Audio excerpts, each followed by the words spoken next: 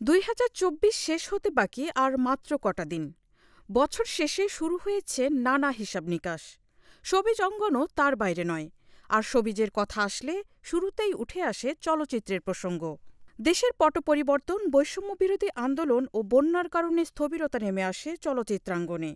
ফিরে দেখা যাক কেমন ছিল এবছরের ঢালিউডের চিত্র। বলা যায় চলচ্চিত্রের এবছর শুরু হয় ব্যর্থতা দিয়ে। শুরুতে ভর করা ব্যর্থতা শেষে রূপ নিয়েছে হতাশায়। বাংলাদেশ চলচ্চিত্র প্রযোজক পরিবেশক সমিতির তথ্য অনুযায়ী চলতি বছর এখন পর্যন্ত দেশের প্রেক্ষাগৃহে মুক্তি পেয়েছে ৪৯ ছবি। ২৭ ডিসেম্বর মুক্তি পেয়েছে আরও এক ছবি। বাণিজ্যিক ছবির পাশাপাশি গল্পনির্ভর মিলিয়ে সিনেমার সংখ্যা ৫০টি। এবারও সিনেমা ছিল উৎসবকেন্দ্রিক, অর্থাৎ ২ ঈদে মুক্তি পাওয়া সিনেমাগুলো নিয়েই বেশি আলোচনা ছিল।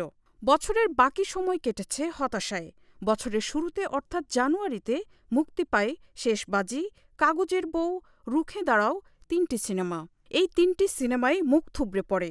এরপর রোজার ঈদ পর্যন্ত মুক্তি পায় আরও ৪ সিনেমা। প্রার্থনা ফারদিন দিঘি অভিনীত শ্রাবণ জ্যোৎস্নায়, অপু বিশ্বাসের ট্র্যাপ ও ছায়াবৃক্ষ এবং জয়া আহসানের পেয়ারার সুবাস। জয়া ও আহমেদ রুবেল অভিনীত ছবিটি কিছুটা আলোচনা তৈরি করলেও বাকিগুলো একেবারেই দর্শকক্ষরা দেখা যায়। হল মালিকরা অভিযোগ করেন তারা নাকি ছবিগুলো চালিয়ে বিদ্যুৎ বিল তুলতেও ব্যর্থ হয়েছেন। চলতি বছর রোজার ঈদে মুক্তির প্রতিযোগিতা করে ১ ডজন ছবি। অধিকাংশ ছবি নিয়েই দর্শকদের আগ্রহ তেমন দেখা যায়নি। তবে দৃশ্য বদলায় ঈদুল আজহায়। মুক্তি পায় শাকিব খান অভিনীত এবং রায়হান রাফি পরিচালিত সিনেমা তুফান। এই সিনেমা দিয়ে চাঙা হন হল মালিকরা। এই সিনেমার একাধিক গান জনপ্রিয়তা পায়। সিনেমা মুক্তির পর সেই জনপ্রিয়তার পারদ আরও ছড়াতে থাকে দর্শকদের হৃদয়ে। বছরের সেরা হিট তকমা পায় তুফান। ঈদের বাইরে মুক্তি পায় শাকিব খান অভিনীত আলোচিত সিনেমা দরদ। অনন্য মামুন পরিচালিত এতে শাকিব খানের বিপরীতে অভিনয় করেন বলিউড অভিনেত্রী সোনাল চৌহান।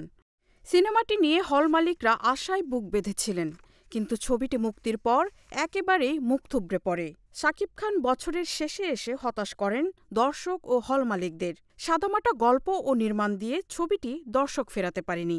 গত ২০ ডিসেম্বর মুক্তি পায় ছোট পর্দার জনপ্রিয় অভিনেত্রী মেহজাবিন চৌধুরীর সিনেমা প্রিয় মালতী। এই সিনেমার মাধ্যমে বড় পর্দায় অভিষেক হয়েছে তার। সামাজিক যোগাযোগ মাধ্যমে ছবিটি প্রশংসা পেলেও সিনেমা হলে দর্শকদের ভিড় নেই মোটেও। ২৭ ডিসেম্বর মুক্তি পেয়েছে জয়া আহসান অভিনীত সিনেমা নকশি কাঁথার জমিন। এটি বছরের শেষ মুক্তি পাওয়া সিনেমা। এই সিনেমা কতটা দর্শকপ্রিয়তা পাবে তা এখনও বোঝা মুশকিল। Marufa Kamal, news desk, hello Bangla.